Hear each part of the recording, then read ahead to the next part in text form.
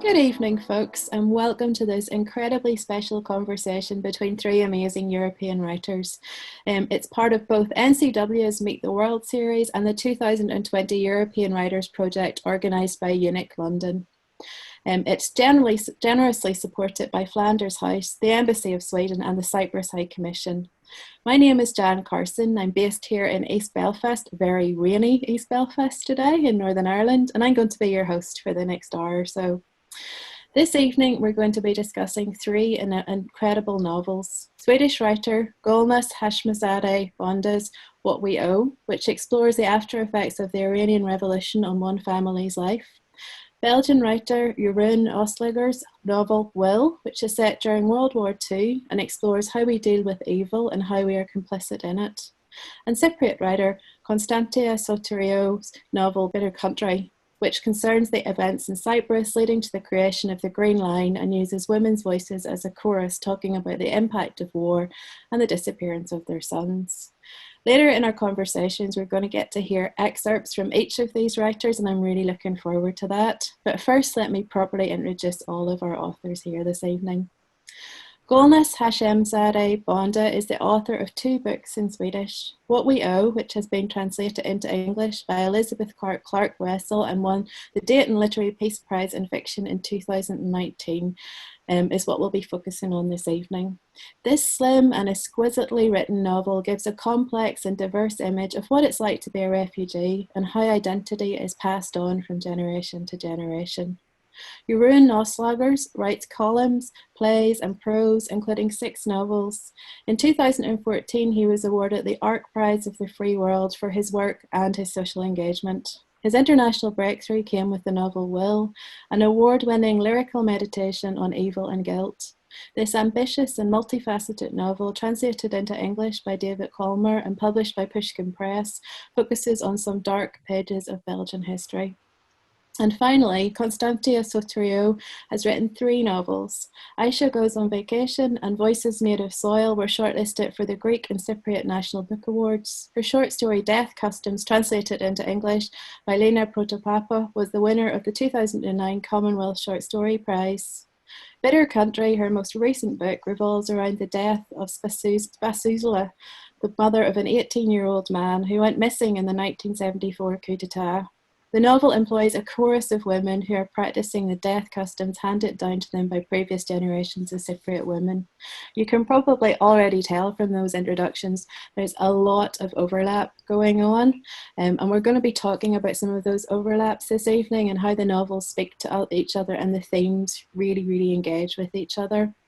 What we're going to be talking about this evening is quite a heavy subject. We'll be looking at the role of the writer in conflict and post-conflict situations. I'm really hoping that we can have a very full-bodied, extensive discussion, but also we can keep it conversational. I always find in these situations we have a lot to learn from each other, and I'm really hoping to leave this conversation tonight having learnt a lot. Before we get going, can I welcome all 3 of you? It's wonderful to, by the powers of the internet, to be able to beam into each other's houses and have a wee sneaky look at what's on your bookshelves behind as well.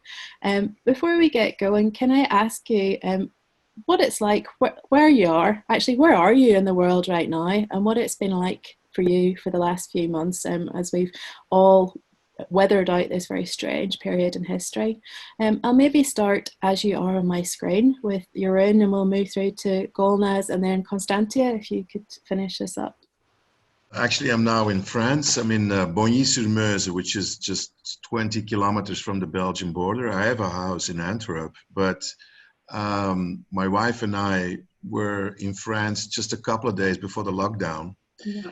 And so we stayed here for 3 or 4 months. We're still here actually, and we decided to choose this as a writing spot because my wife is a writer too.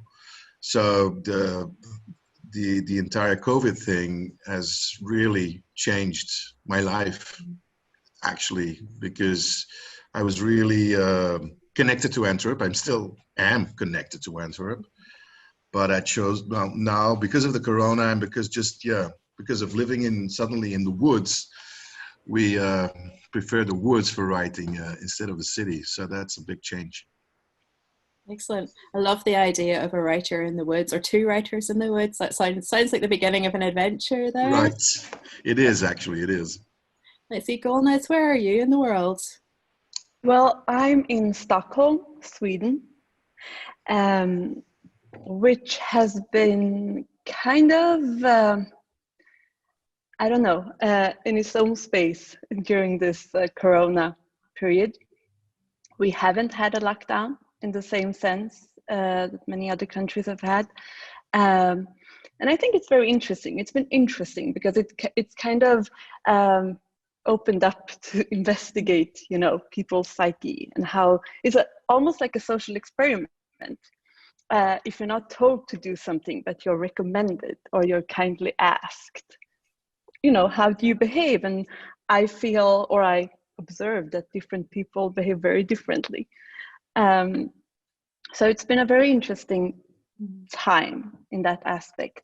But I think I'm the only person who's not sitting in a home, but I'm sitting in an office space. And I have small children who have been going to kindergarten and school this entire period. So it's kind of been, we haven't been isolated in the same way, but still been trying to find the balance of, finding out what's just common sense and how you should go about. But observing people is very interesting in these kinds of situations. And I feel, especially in Sweden, as some just behave as if nothing is going on. And some are very critical of how the government is, has been regulating this situation and want to have more isolation. So kind of a conflict there, I think. Yeah. But the interesting thing is that I think the reason Sweden does this, go against other countries' behavior in this epidemic in this pandemic is because it's a country with a lot of confidence because of the lack of conflict that we've had, There is no readiness for catastrophe because everything is good in Sweden and has been for a very long time. Wow, it's really interesting. I love that idea that you talked about observing. You said the word observing quite a few times, and we're going to come back to that in our discussion, the idea of writer as observer on the edge of things and looking in. So thanks for bringing that up so early in the conversation. Constantia, where are you in the world? I am in Cyprus, which we experienced very bad weather during the last days. We have 40 degrees and it's extremely hot. During the pandemic, I was in Cyprus. We had a severe lockdown in Cyprus. Actually, during a period of months, we were not allowed to go out at all. We only had an SMS to use in order to go buying food or going to the doctor or buy medicine and things like that. So it was quite a depressing period, I think, for me, because I had to work from home. I had 2 young children that I had to take care of. So it wasn't a really fun period. It was kind of a depressing period. I felt a lot of worries about what's going on for the future. But hopefully, I think things will go on well. And I just wanted to say that unlike Sweden, people here are not disciplined. So we needed the state to take measures in order to keep people safe, in order to make people stay at home and not spread the virus. And so I hope that things will go back to normal and we'll have a normal life as we used to know it. Thanks, guys, for letting us know where you are in the world. I'm going to dive straight into our theme for today. If this was a question about what links the 4 of us, the link would be we're all from places in the world that have very complex and troubled histories. And I guess when you're from those kind of places, there is sometimes an understanding that you will automatically want to write about conflict and tension and politics. But for me, I know it took me a good 3 books before I felt that I was ready to write about the situation in Northern Ireland. So I guess my first question for you is, have you always engaged with these issues of conflict and division and the political history of where you're from in your work? or is this something that you've grown into gradually? And I'll maybe begin with Golnaz, if that's okay. Yes, of course. It's kind of complicated because, you know, basically I'm from two places, or my writing is exploring two histories. And I think the first issue that I started writing about, which was very present for me, and my first book was all about this issue, was racism. Because I grew up with a lot of racism here in Sweden. And I don't know, you know, is that what kind of conflict is racism? It's not a war. It's not, you know, necessarily people killing each other, but it's affecting your sense of identity and your, you know, possibilities in life. And that's always been at the core of me, to explore who I am in the eyes of this. And I think my feeling, I came to Sweden as a very young child, and I grew up to become Swedish. But when we came to Sweden in the mid-80s, we were among the first, you know, non-European immigrants coming here, and people didn't really know what to make of us. And we were refugees, and that was also, you know, we were just very different. So I grew up learning that I wasn't, you know, I wasn't supposed to be here, or no matter what I did, I would never become Swedish, you know, and Swedish wouldn't be my language, etc. We've had some progress, I would say, still in these decades, but that issue has always been with me. But then in my second book, What We Owe, I explore the Iranian Revolution a bit more, and the refugee ship of someone who's been a part of a revolution and a war and escapes with that trauma. So it's from the perspective of an older woman in her 50s, as compared to my first book, where the character is, you know, a young child when we start following her. And I think I really needed to understand that part of my history, because both of my parents passed away quite abruptly, and they were young. They were in their early 50s, and it made me need to understand why they died. What killed them. And I was quite certain that their history was a big part of that.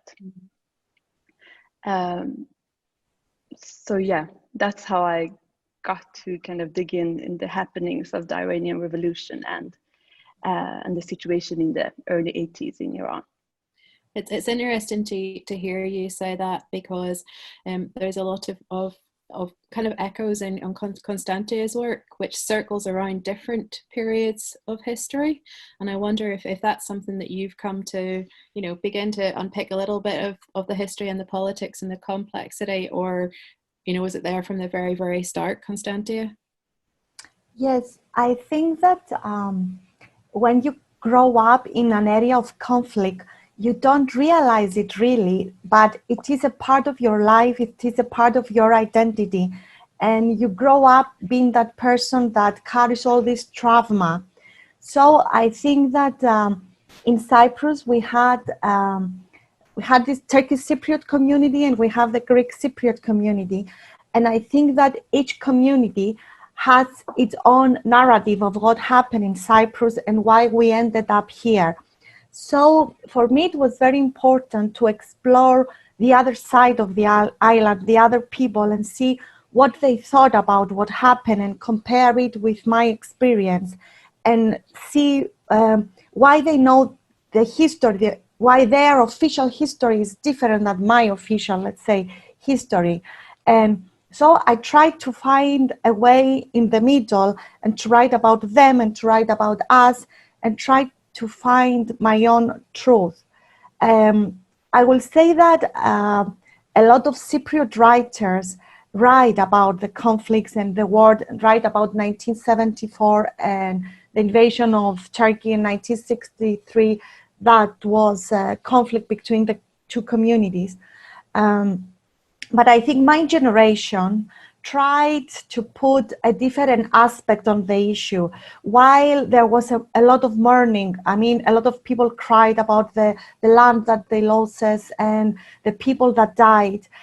My generation tried to ask questions, why this happened and why we ended up here and why this conflict is going on for so long.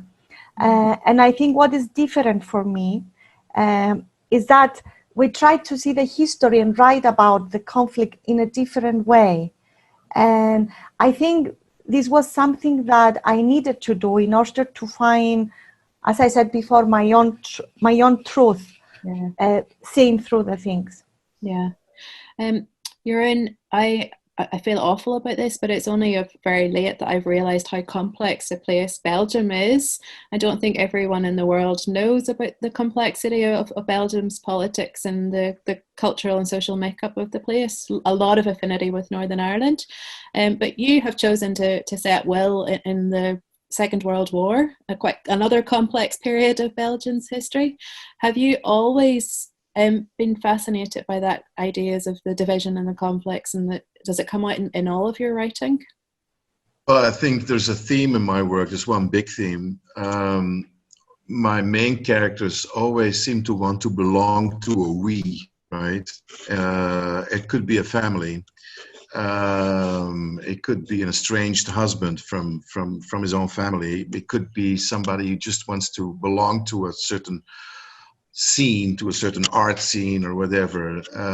And the big theme is that the word we is it's a very ambiguous word, because it's at the same time it's inclusive and exclusive. You know, you need the inclusivity of a we to become a we, right? You need to be connected to people, and at the same time there are gatekeepers that keep people out from that we, right? And then of course you have issues of racism, discrimination, and all that. But it's a huge issue, this ambiguity of a we. And my book will actually, I didn't want to write about the war because my grandfather was a collaborator during World War II, and most of these people from that generation, they keep silent, but my grandfather couldn't shut up. So he was just like engulfing me with stories about the war and trying to justify his position. So I was really fed up with World War II, actually. But then, yeah, this is stuff that happens when you're a writer. You know, I don't believe anymore. I used to believe in that writers, or like me, just personally, that I start to look for stories, but it's the other way around, of course. The stories keep looking for you. The stories want to materialize through you. It's totally different. It's so hard to explain to somebody who doesn't write. You know, the stories come to you. And this story is just a police report that a policeman in Antwerp has written after participating with a roundup of Jews. So he participated with the Germans, rounding up Jews. And after that, he wrote a police report. And that police report was filed, because what could they do with that police report? He implicated himself. He implicated himself in the aggression, in the horror. And a friend of mine, historian, he came across the report and he let me read it, and it was like a bomb.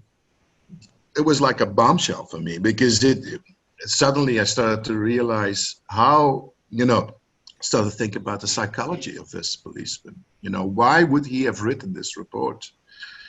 And then, because he must have known it would have been buried in the archives, right? And then somebody found it. Decades and decades later, this historian friend of mine who spent 10 years in these archives, he found it, he let me read it, I wrote a novel on it. And now when I think about this policeman, I even don't know his name, I just read it once, the police report. Mm-hmm. But now if I think about this man, this anonymous man, because my book was really successful in Belgium. It really sold well and people talked about it. And now it felt like, it still feels like this was somebody abandoned on an island, right? This policeman, and just like a cartoon, he was writing a letter, putting it in a bottle, right, and then just cry of help, or whatever, and then throwing it into the sea.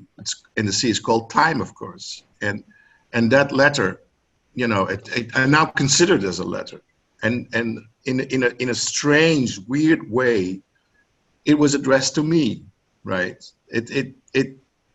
I was the addressee without him knowing it, of course, because I wasn't even born, and I just passed on the message in the best way that I could, right? That's what happened. That's how I got implicated in it. At the same time, on a personal level, because of my grandfather. Yeah. Because it turned personal, I think, but that's a private matter. It's not for the reader. It's a private matter. And at the same time, yeah, this strange police report that ended up at my writing table. Well, I have so many questions now, and I'm not too sure which direction to go, because you've all raised some incredibly interesting things. I think I'll go with this. I really love your idea there, Jeroen, of the story reaching out to find the writer almost. And I'm interested in the vehicles that we use to tell these really difficult stories. You know, if you were to sit down to write the whole of World War II, you just can't do that in a book. And so you find more and more that these individual, small, personal moments, like the policeman, like the wonderful voices of the women in your work, Constantia, and the relationship between the three generations of the women in your novel, Golnaz, you pick a small window to tell the enormity of something as huge as war or conflict or sectarianism or whatever it is. My question is basically, can you see that in your work, how the small telling of the small, the particular, the individual actually has more impact than trying to tell everything? And I'll maybe begin, Constantia, with you. How do you see that in your work? Yes, I think that, as you said, you cannot tell the whole story of an event, and especially, as I said before, you cannot and you should not, as a writer, talk about the official, the state history, the narrative that the nation brought you up with. I think a writer should write about the people and should add humanity in the context of history. Like in my book, I tell a story. In my second book, Voice Made of Soil, I tell a story of my mother that when she was thinking about the village that she left behind and the people that died, when she was talking about were some vegetables that you could only find in the north and that she couldn't find and cook anymore.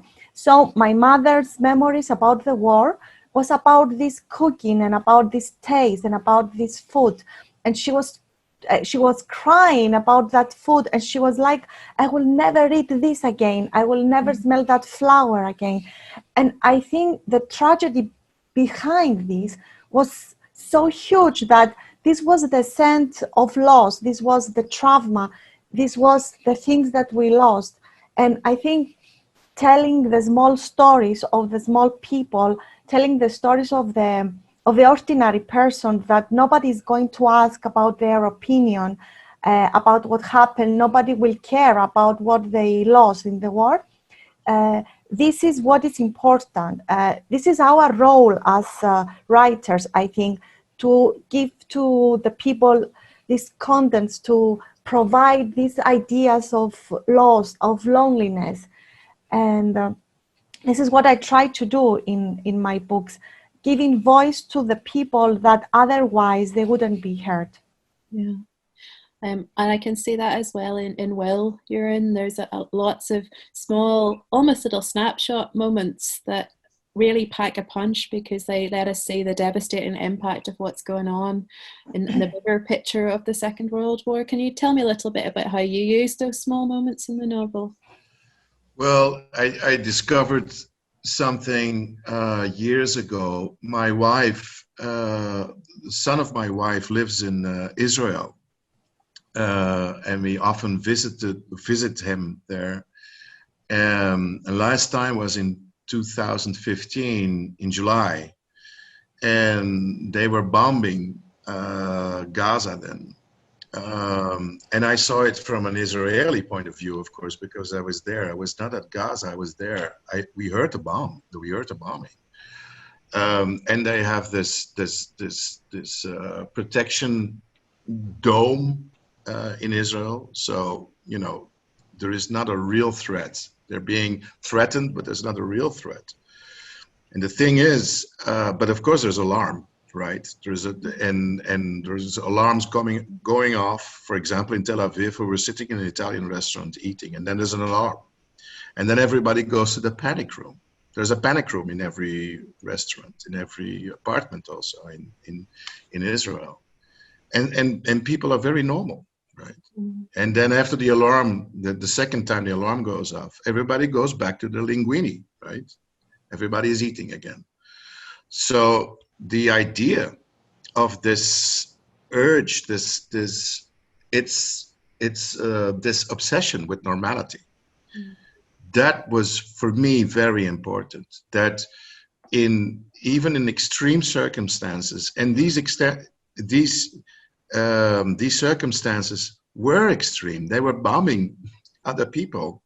And I said they, but of course it's the military. It's not just people in the streets. They're just trying to lead an ordinary life.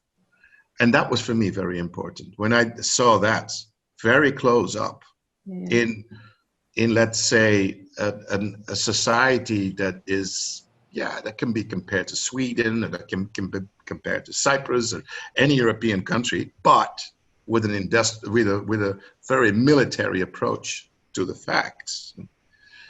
Then it struck me how important it is for people to have this illusion that everything is okay and normal, right? Mm-hmm. And we still have it now with the corona thing. Mm-hmm. The urge for people just, I think it's even, you know, there's this cliche about men thinking about sex every couple of seconds, right? I think the obsession with normality is even, it's much more obsessive than this obsession with sex, I think. Yeah. It's an obsession with, this is my life, it's normal, and I'll try to keep it normal. So with that kind of perspective, I started to look at Antwerp during the occupation. And then I found out that, of course, there was cinema, there were still parties going on during the war. It was not in every occupied European city, but in Antwerp it was.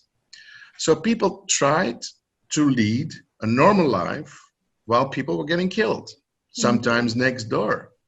And people, of course, were rounded up, Jews were rounded up, but everybody tried to remain this urge of normality. And I invented a word for it in Dutch. It's normalzucht. This urge to lead a normal life. And I think that's one of the things that I was really important for the novel. That this normal life, that this obsession with normal life remained, you know, one of the themes in the book. Which is interesting, because Golnaz began her introduction by talking about Sweden's kind of Swedishness of where everything's fine here, everything's always normal. And you can see that in your book as well.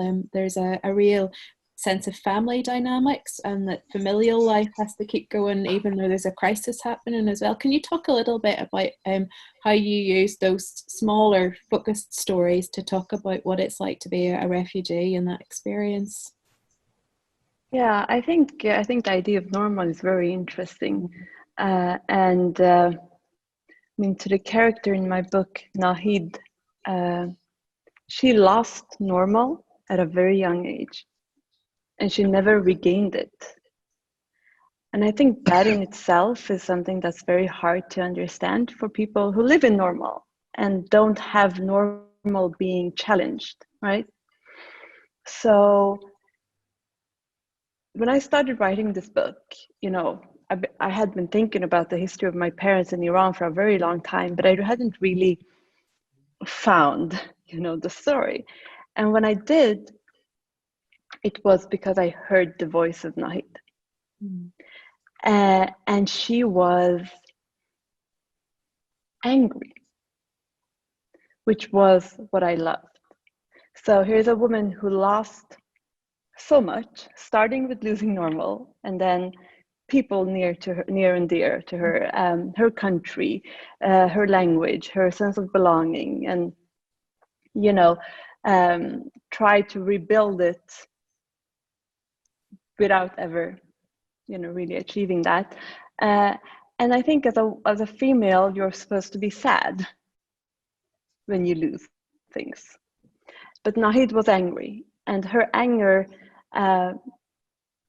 is to me a very core part of this novel, because I wanted the reader to hear her story, but also watch her be unpleasant, nasty at times, right? And to actually still have empathy for her, to go into her, like go under her skin in her everyday life, in her relationships with her mother, sisters, daughter, and kind of think that, yes, she's not likable, but I hear her voice, I hear her story, and if I had walked in her shoes, would I be different?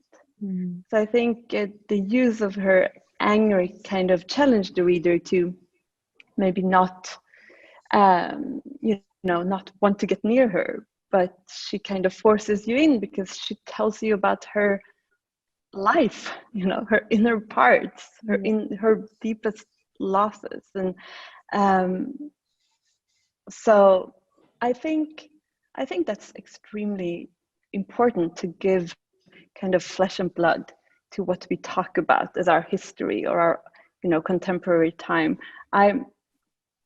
When I heard your question, I thought about last year. I got a question from Duke University in North Carolina, USA. They wanted me to come and give a lecture on my book because they had a course for 18-year-olds at college about refugees.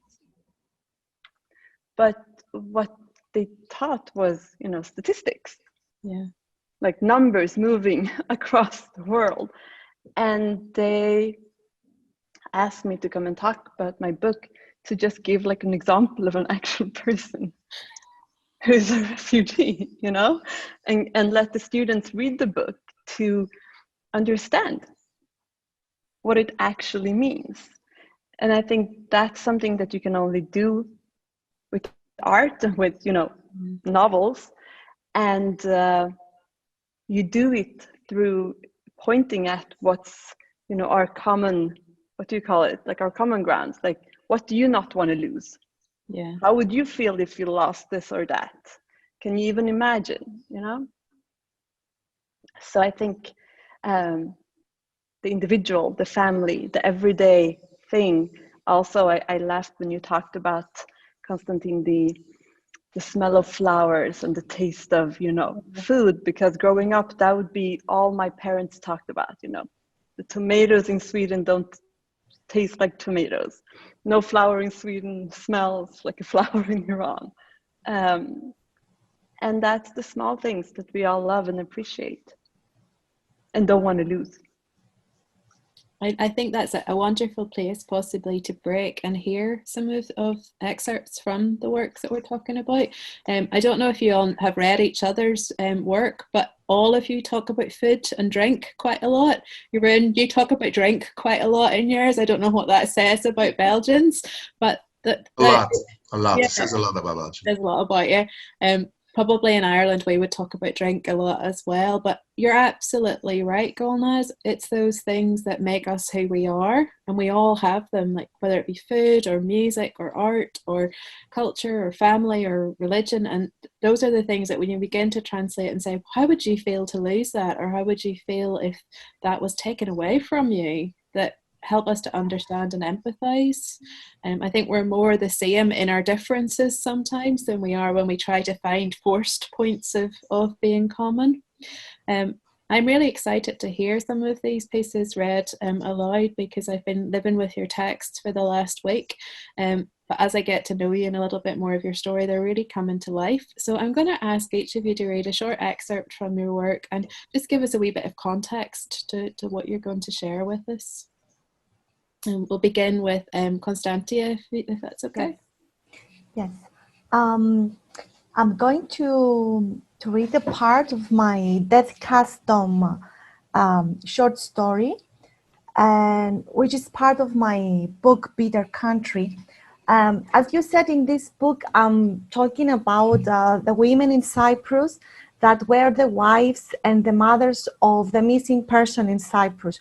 You know, these women were used in a certain way. They were used as a propaganda to show that they were victims on this side of the island, that there were women that suffer because of the war. And the tragedy is that there were 19 persons that were missing, but after there was a lift of the limitation of traveling in Cyprus, a lot of information were gathered very quickly, and we found out that the fate of these people was very easy to be clear up. I mean, there were information about the fate of these people, and nobody told these women about their sons and about their husbands. And I think this was a huge tragedy because nobody cared to treat them like human beings. So this is what I'm talking about in this book, and I'm going to read the last part. When we talk about I talk about Spasula, which is the main character of the book, that her son died. And as you said, there is a chorus of women that accompanied her at the last time of her death. So, give birth to it, breastfeed it, caress it, kiss it, swaddle it, sings lullabies to it, and hope, and be kind. You be rightful, you be a man. Give birth, breastfeed, care, kiss, hope, that he be kind, that he be rightful, that he be a man. Now that you still can, now when it is still possible. Don't be late, Spasula. Make your wishes now that the fates are listening. Make your wishes now that he's little, now that he's a baby. Make your wishes now, far away from the Galesian edges, those who make the destination. Only once I did fight with Spasula, one time only, the one time when I shouldn't have, when she came back from church after she had gone to bury her son. May God be my witness, that morning I woke up with a stomachache. May God be my witness, I couldn't go with her. I fell in bed and screamed with pain. I couldn't go with her to the funeral. May God be my witness. He who made me sick, I couldn't go to the funeral with her. We have flattened everything out, as if everything were equal and the same. That's what it means for the committee to voluntarily have carried out the identification for them too. They called Spasula in the evening to tell her that they had found her son. Wasn't it in the evening that they called you to tell you about your son, Spasula? He was found in a mass grave, they said, buried face down next to 3 others. They've now picked them all up. Almost all those of that day were found. They decided to bury them, too, in the end. They were innocent, they said. They had a mandate. The minister gave a speech during the funeral, too. They were innocents. They were merely carrying out orders. They were innocents. They were only doing what they were told. They were innocents, and they too need to be buried already. The wounds need to heal. The chapters need conclusion. Shame to our government for keeping them in disgrace for all these years. A few people wanted to strike Makarios out.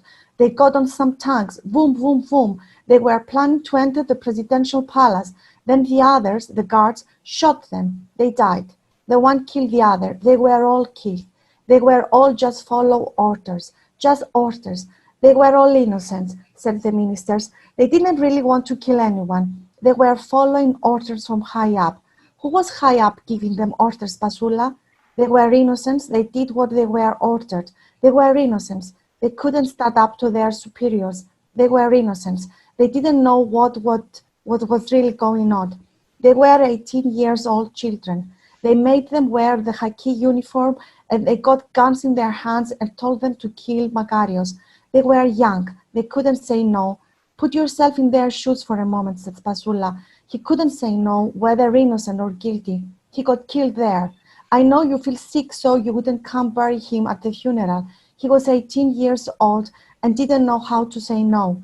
Innocent or guilty, he was my son, and he died. We searched for him for 40 years. Now we found him buried face down, thirsty. My baby was face down, thirsty, and dead for 40 years. And Spasula started crying for her son, who was left waterless and thirsty for so many years.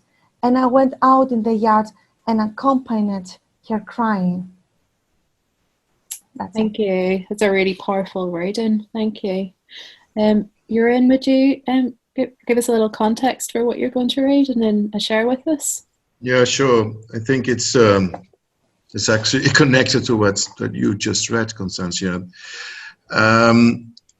Well, it's as I said, the main character of Will is a policeman, and on the 15th of August 1942, policemen were ordered to participate in the roundup, the first time, the roundup of Jews in Antwerp, in my city. And so they participated. And a friend of Wilfried is my main character, Lode, they have no clue what are they actually doing there, you know, and they see the violence on the streets that they know. And the 15th of August is actually Mother's Day in Antwerp. They celebrate Mother on that day.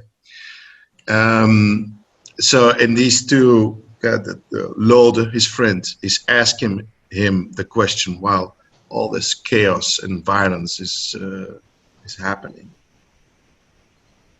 In whose name are we actually standing here?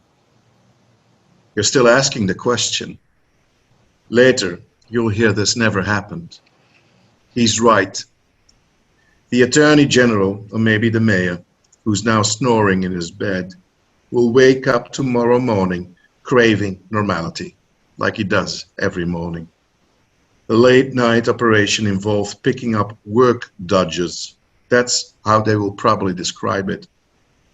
But how do you write this down honestly in a police report? This evening, we provided assistance during an arrest for reasons unknown to us. The number of apprehended individuals, women and children amongst them, is also unknown to us. The unknown is factored into our pay, along with the feeling of being completely alone here in this uniform, abandoned to our fate. But you can't possibly entrust that to a police report. Some of us have gone pale or can't bear to watch, but there are plenty who are unmoved. Our task is to make sure none of them escape, and we carry out that task. No, you're not allowed past, no matter how desperate you are. You have to get on that truck, as the master race demands. But if every one of us is standing here all alone to do a job that doesn't even need to be justified because it will be forgotten again tomorrow, who or what does that make us? It's even more ridiculous because that us no longer exists either. Who am I? Surrounded by fellow officers who can no longer stand me, less than no one, a ghost in a helmet, Mad Mag in that painting striding through hell with her eyes wide and a sword pointing straight ahead. Has she caused this, or is she just a part of it, driven mad by what she'd seen? Have we helped to make this possible? Or are we just witnesses who will never testify about what we are forced to see while on duty? If this can happen, runs through my head like a taunting refrain. If all this can happen, if men in uniform can stomp on children, punch women in the face, almost cripple civilians as they beat them into removals trucks marked with one of our names, a Flemish name, If all this can happen with us standing here as what? As relief workers in an inverted world where white is black, during a night that has been lit up as hellish day, like nurses, assisting uniformed German-speaking doctors who are combating some kind of human virus with kicks and blows, bellowing and roaring threats at the weeping, the howling and the soiled pants of so many, with blood and puke and shit on the street. If all this can happen, can't anything. It's an incredible question to ask, and we'll come back to that in a second, probably, Jeroen. Let's finish up, and Golnaz, could you read us a little extract from your novel, and just tell us what's going on in the extract you're going to share? Of course. I'm very moved by what I've just heard. It's yeah, wow, and it's fantastic how it actually moves, through the screen. So thank you. So the context of the small chapter that I'm going to read is, well, Nahid, my main character, when we start following her in this novel, in the first chapter, she finds out that she's going to die. She has cancer. It's stage 4, no turning back. And her feeling is, I've given up everything to escape death. And it still got to me. And it's not fair. It's just not fair. And that's where her anger begins. So what she does throughout this novel is to, reflect on her life and her story. So it goes backwards to a revolution and what she experienced then. And we follow her interactions with her daughter. But mainly we listen to her voice and her reflections on her life. And in this chapter, that's just what she does. She's thinking. I often think about when we fled, wonder if what we did was right. Right and wrong, it's so hard to know which is which, as the years go by and everything gets complicated. Sometimes I wonder if right and wrong are even the opposite of each other, or just two ways of expressing the same thing. If you think in terms of life and death, then fleeing was the right choice. It should be that simple. We fled political persecution and a war. The best chance for our survival was escape. And we survived. We did. For 30 years, we survived. But every sibling and cousin we have, Masoud and I, who stayed, is still alive. Everyone, that is, who was alive when we fled. Those who hadn't yet died in 1984, they're still alive, while Masoud is dead and I'm dying. Why did Masoud's heart stop? Why did cancer attack my body? One wonders. But at the same time, how could our hearts beat so long? How could our bodies take everything that's happened since the day we got on the plane with those false passports?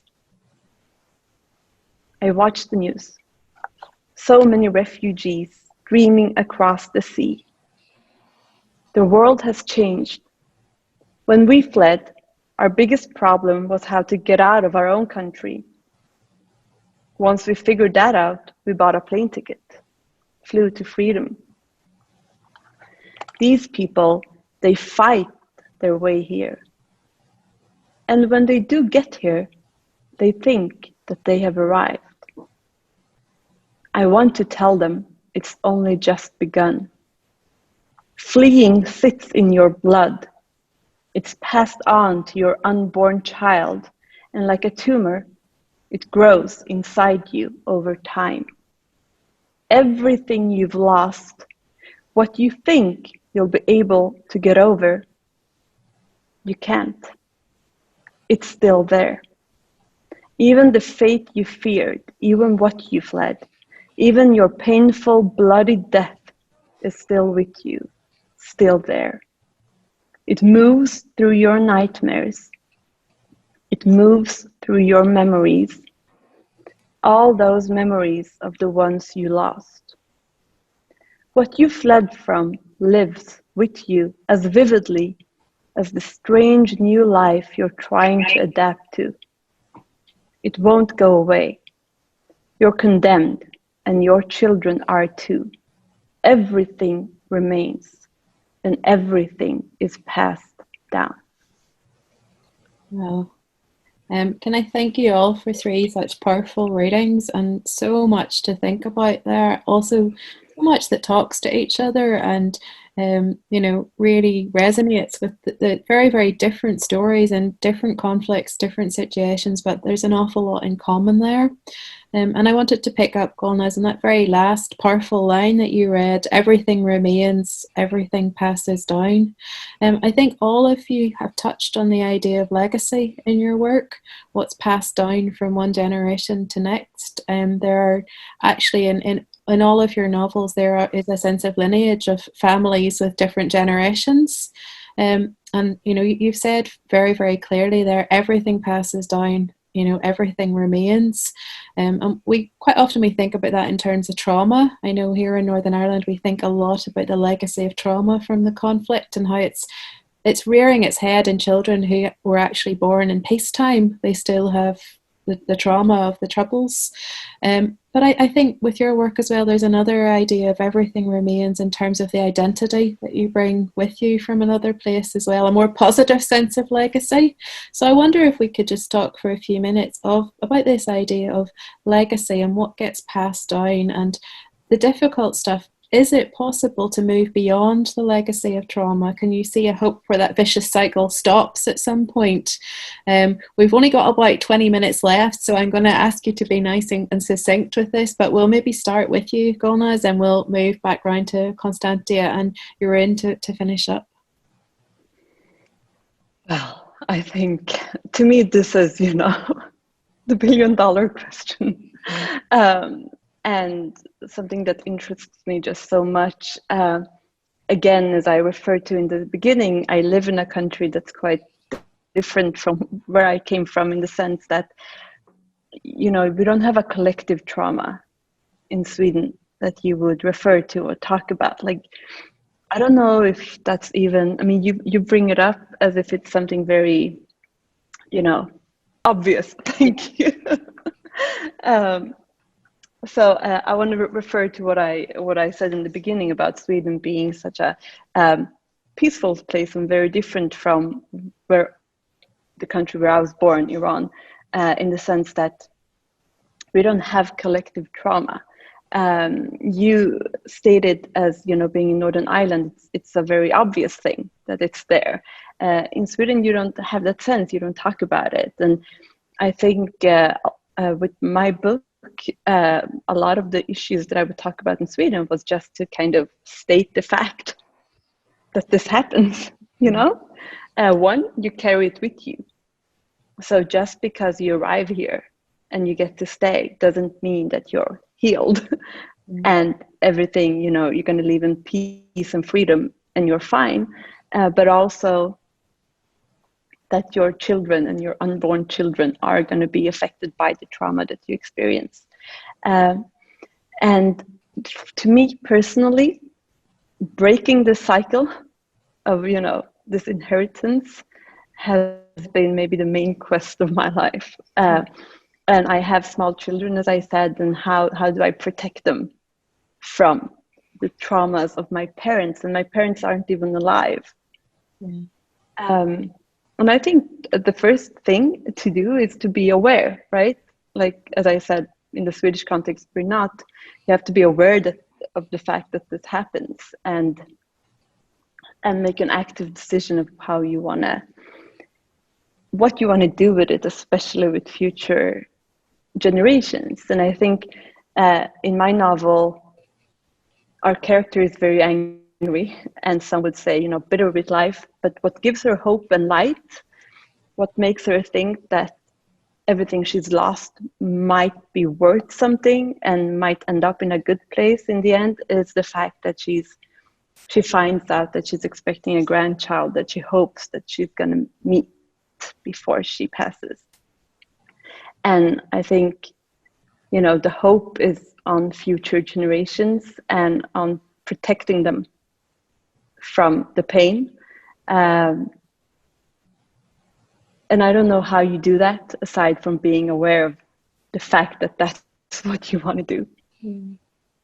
I think some of it as well, you're right, and some of it is talking about it and allowing people to voice things. Like I know the generation that came before me didn't talk, and when you repress difficult things, it makes it much more difficult to deal with them, and I feel like they're much more likely to be passed on.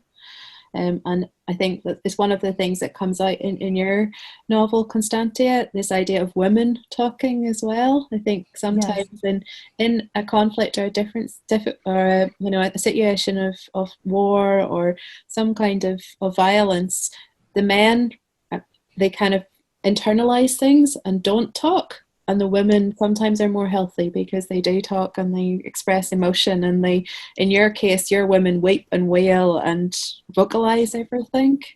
Yes.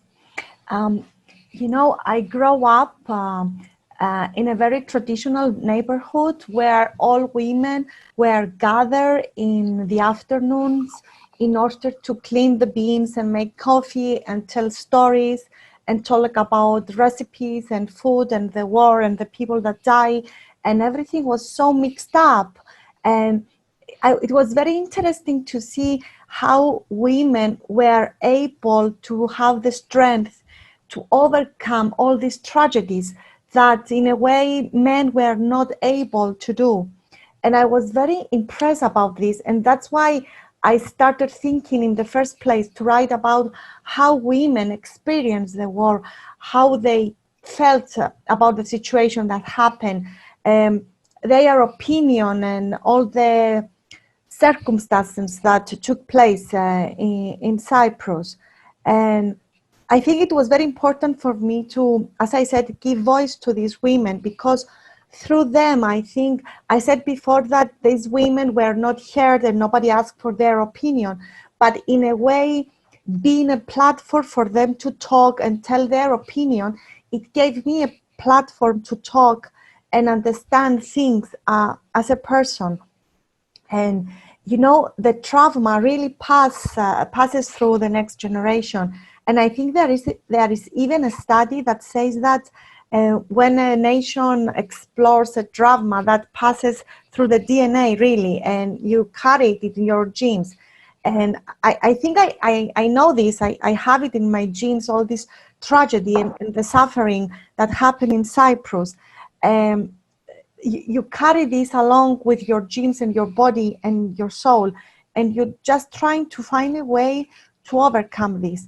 And just two things I want to say. I think that it's very difficult for the generation that experience a conflict to overcome this tragedy and have a normal life. And I think, Nahid, in your story, it's like an example of this. I mean, death will come after you in a way. You cannot really escape this. And I think that my parents truly and really tried to protect us, their children, from this. I mean, they knew that they couldn't heal, but they tried to make us feel better. And after having children, I realized what they did. I realized that the protection and give the tools to the next generation to survive and be happy is very important. And this is what we ought to do. I mean, generation to generation, there is the healing process, because you forgive and you forget. And this is very important. And the last things I wanted to say, I was very moved by what you said about normality. And because I think in Cyprus, we have this idea that we live a normal life, that we are a very modern European country. We live a normal life and everything is so peaceful and normal. But if you see the news now, what's happening in the Eastern Mediterranean with the boats and the oil and the everything that happens, it's so easy for a war to start. It's so easy for everything to collapse. So this normality that we're seeking, that we very much want to live in, is really a false, it's a fairy tale. And this is what we are scared of, not to pass to the next generation, the collapsing of this normality, to make them live in peace, to make them live a boring, normal life. Yeah, absolutely. I know there's a Senator George Mitchell who came over to Northern Ireland to help broker the Good Friday Agreement. He said his son was born during the peace talks, and he said his dream was to bring his son back to our government building and sit in on really boring discussions about roads and fishing. And yes. And I love that. Like, boring is actually something to strive for in these contexts. Jeroen, when it comes to your work, where do you see some of these themes coming up of legacy and the passing down of trauma?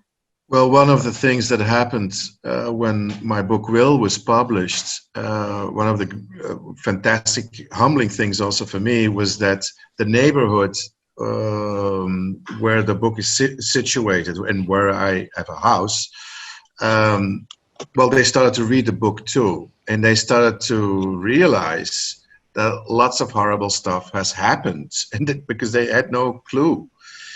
And there's a school there in my neighborhood, and on the 28th of August 1942, that was one of the last roundups in Antwerp. And Jews were put there in the school for guarded for the trucks to arrive.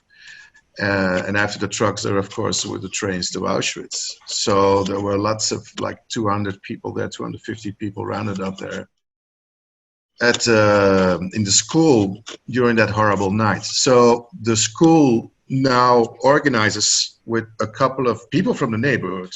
It's like bottom up, it's not top down. They organize this walk every year. Haven't done it now because of Corona, but they organize a walk. And then I read from a book. There is also my friend, the historian.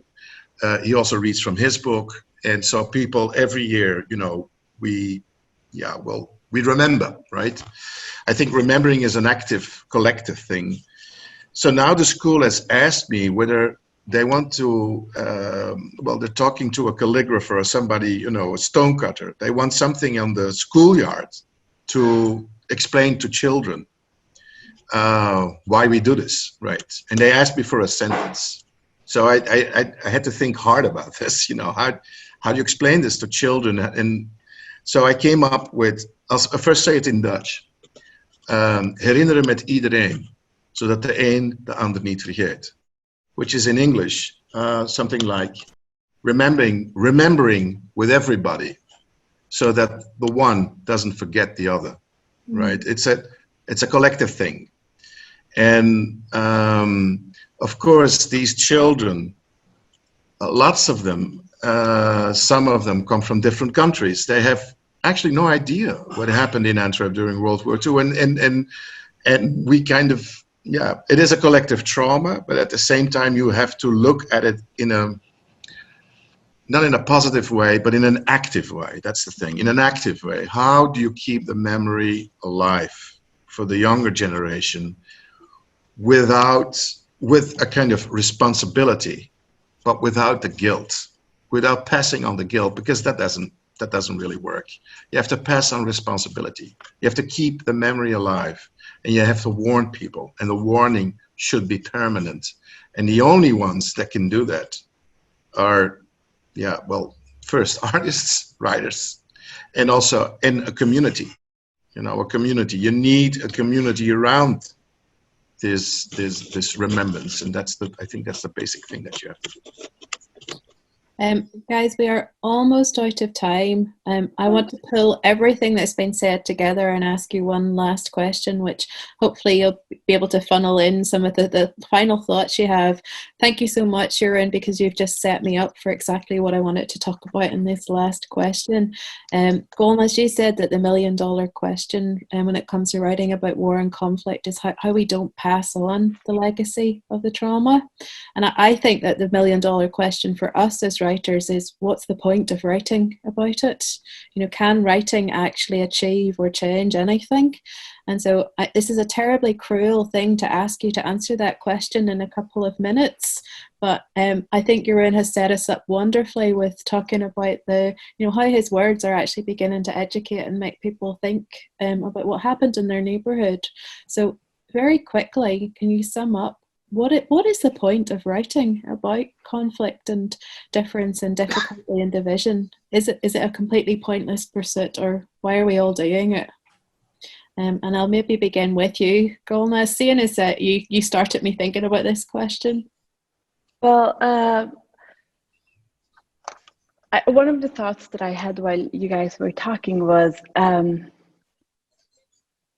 sense that community is needed to heal.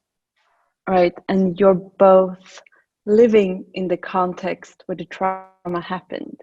So you have this like collectiveness around the trauma, right? Like other people around you have experienced it, and you have people to talk with about this, etc. And I think one of the hard things about escaping the trauma and building a new life somewhere else is that you don't have anyone to have that community with. Right? Maybe you find a couple of people, but you don't have this collective to heal with who know what you've been through. And one of the surprising things, to me surprising, that happened with writing this book, for example, I wanted to be very respectful of the history of the revolution. So I did a lot of research, I interviewed a lot of people. And what happened was that a lot of people in my parents' generation would reach out who'd actually been part of the revolution or been in prison, etc.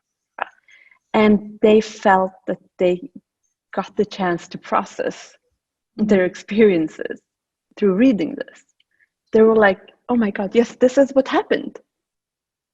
You know, and I haven't been able to see it clearly from, this point in time. But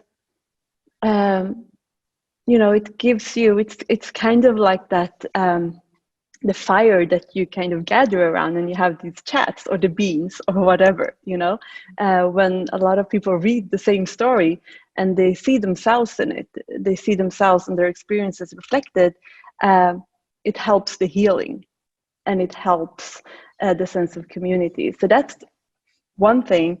And then of course to make the people who weren't there but who are around you, who maybe live with you, to give this to them and make them understand what you've been through, where you come from, and what your fears are for future generations, etc. So both the sense of community and creating empathy, I think writing is crucial for that. Excellent. Thank you for that. That's very articulate, and you pulled it all together really well. I almost feel like you've summarized our whole conversation there. It was fantastic. Constantia, what do you think the role of a writer is when it comes to addressing conflict? Well, sometimes it feels that you write about yourself in order to heal yourself and overcome your own trauma, because you lived in this conflict area and you grow up with all these nationalistic ideas and all the history you are taught in school.